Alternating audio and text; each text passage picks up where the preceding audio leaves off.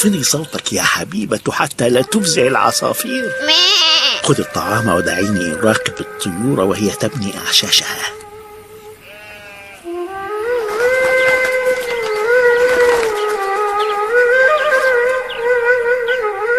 الحمد لله الذي أعاننا على إطعامهم، فقد أكلوا جميعا بفضل الله.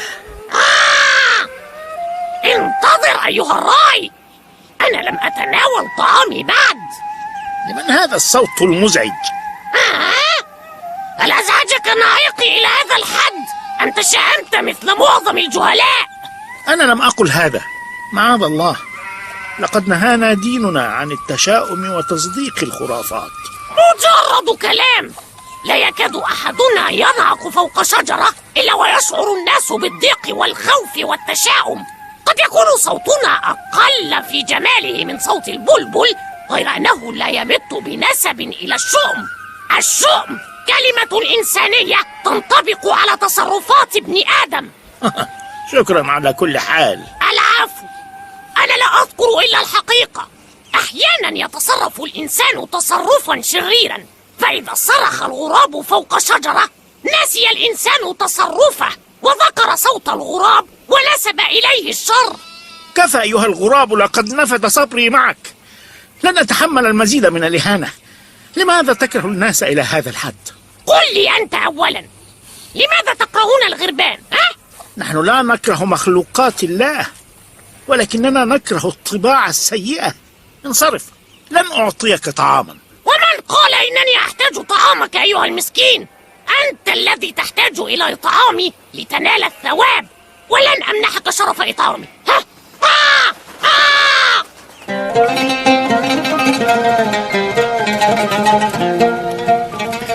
لقد كان الغراب على حق. أنا الذي أحتاج إلى إطعامه تقربا لله عز وجل. لم يكن من الأدب أن أمن عليه برزق أعطاه لنا الله.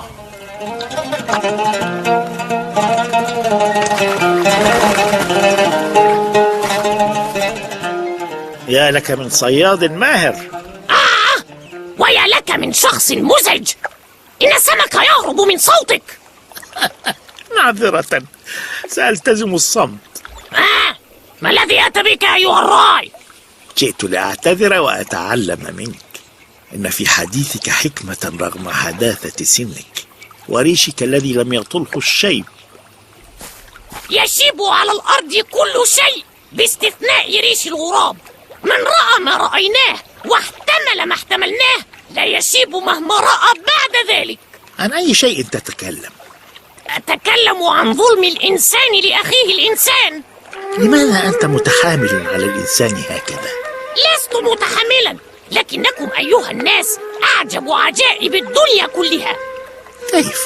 أنتم تحبون الله وتعصونه، وتكرهون الشيطان وتطيعونه. معك حق. حدثني عما رأيته من ظلم الإنسان لأخيه. هذه حكاية قديمة حكاها جدي الأكبر لأولاده، ونقلوها هم لأولادهم، ومن حفيد إلى حفيد حتى وصلت إلي. كان جدي غربوب يعيش في قديم الزمان في عصر جدكم آدم عليه السلام، وكان لآدم ولدان، الأول اسمه قابيل والآخر اسمه هابيل. كان قابيل قاسيا ولا يحب إلا نفسه، أما هابيل فكان صورة للطيبة والخير على الأرض. كان الصغيران يلعبان ويراقبهما من فوق الشجرة غراب صغير اسمه على ما أظن غربوب. هابيل. نعم يا أخي. ما رأيك أن نلعب لعبة جديدة؟ أحب اللعب معك يا أخي. هل نجري ونتسابق؟ لا، سنلعب لعبة جديدة مسلية جدا، لعبة الصياد والفريسة. سأقوم أنا بدور الصياد، وأنت لأنك الأصغر ستقوم بدور الفريسة. حسنا، حاول أن تمسكني. سألتهم لحم الفريسة.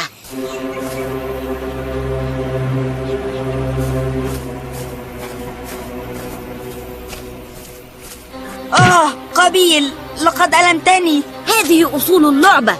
هل تريد أن يحضن الصياد فريسته ويربت عليها، انظر يا أخي، إن دمي يسيل. أنت المسؤول، لقد اخترت بنفسك دور الفريسة.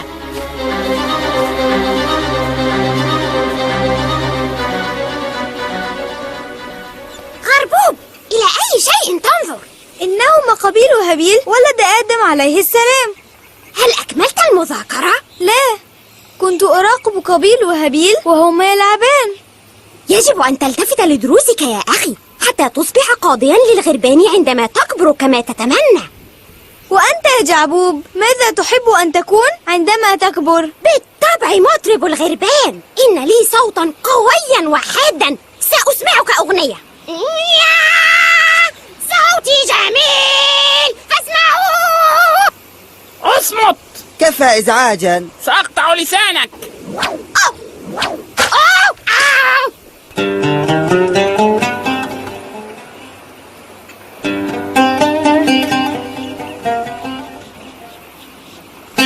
ومرت السنوات وكبر قابيل وهابيل ووصل إلى سن الشباب، وكان جدي غربوب وأخوه جعبوب يعيشان وسط الغربان. إلى أين نذهب؟ هذه الأرض مليئة بالثمار والمحاصيل، إنها مزارع قبيل. تفضل، الطعام شهي.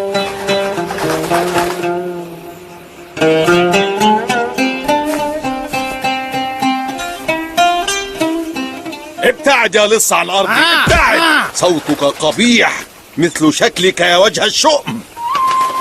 كان يجب أن نستأذن. حاول أن تبتعد يا أخي عن أرض البشر. ولكن هذه زراعات هابيل، وهو لا يؤذي الكائنات الضعيفة.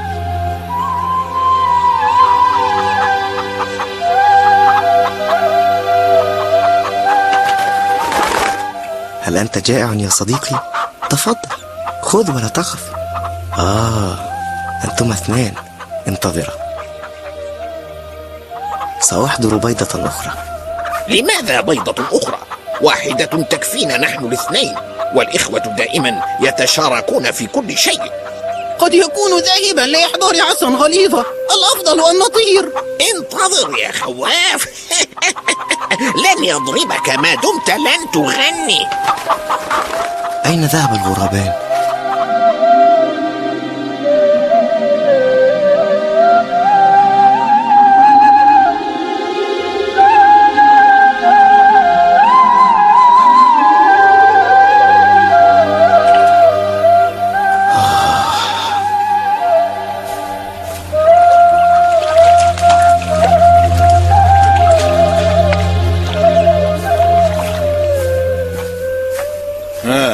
ماذا تريد؟ أريد أن أرتاح قليلا في الكوخ. ولكن هذا كوخي أنا. انظر إلى يدي، لقد تسلخت في بناء الكوخ. لن تبيت في الكوخ بعد غروب الشمس، وهذه كلمتي الأخيرة. أريد أن أقول كلمة أنا أيضا. إني أحبك يا قبيل، فلماذا لا تحبني؟ إلى من يتحدث هذا المسكين؟ لقد انصرف قابيل بعد أن قال كلمته.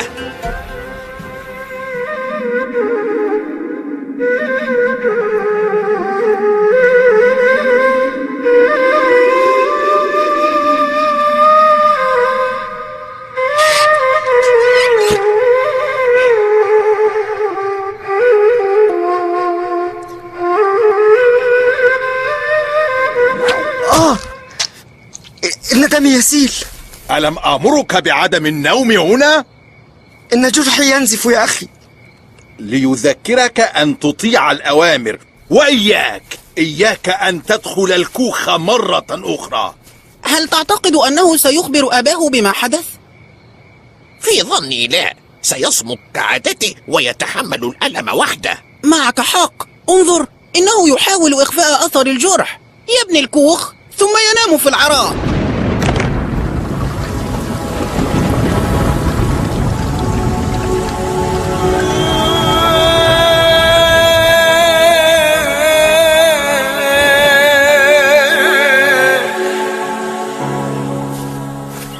هذا ليس عدلا. ولكنه حكم أبي. نحن اللذان سنتزوج ومن حقنا أن نختار. وأنا اخترت توأمي التي كانت معي في بطن أمي. لقد قال أبونا آدم إن هذا لا يجوز. يجب أن تتزوج أنت من توأمي وأتزوج أنا من توأمي. ولماذا تأخذ أنت الأجمل؟ الجمال لم يخطر ببالي. لقد أردت فقط تنفيذ أوامر أبي وأمي. ولماذا تطيعه دون تفكير؟ أين شخصيتك؟ موجودة، ولكني لن أصل أبدا إلى حكمة وعلم أبي.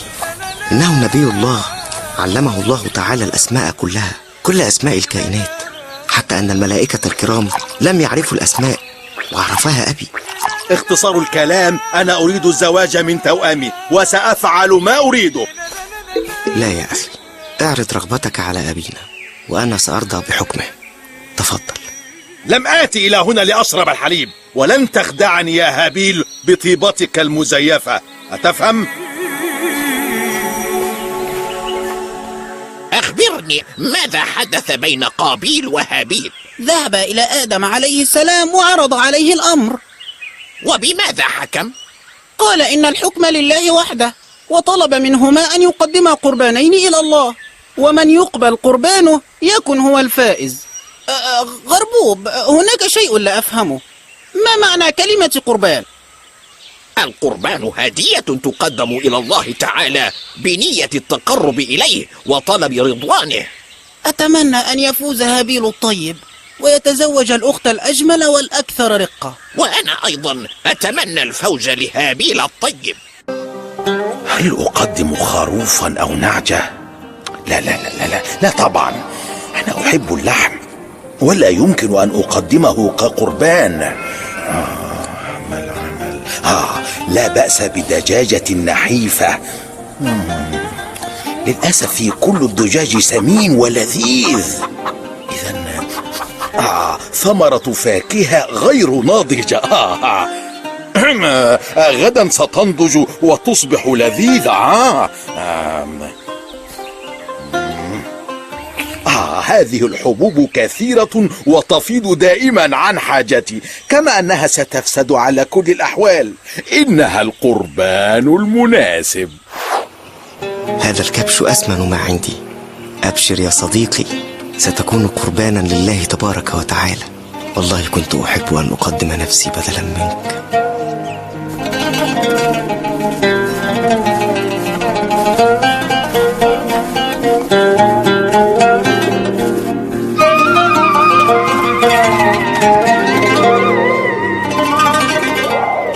والآن ما الذي يفترض أن يحدث؟ لا أدري، ربما يبعث الله لنا بإشارة واضحة لقبول أحد القربانين.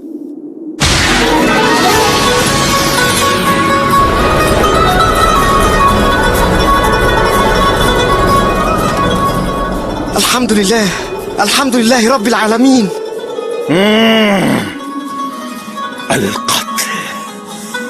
القتل سأقتلك ذات يوم. واتل عليهم نبأ ابني آدم بالحق إذ قربا قربانا فتقبل من أحدهما ولم يتقبل من الآخر قال لأقتلنك قال إنما يتقبل الله من المتقين. صدق الله العظيم.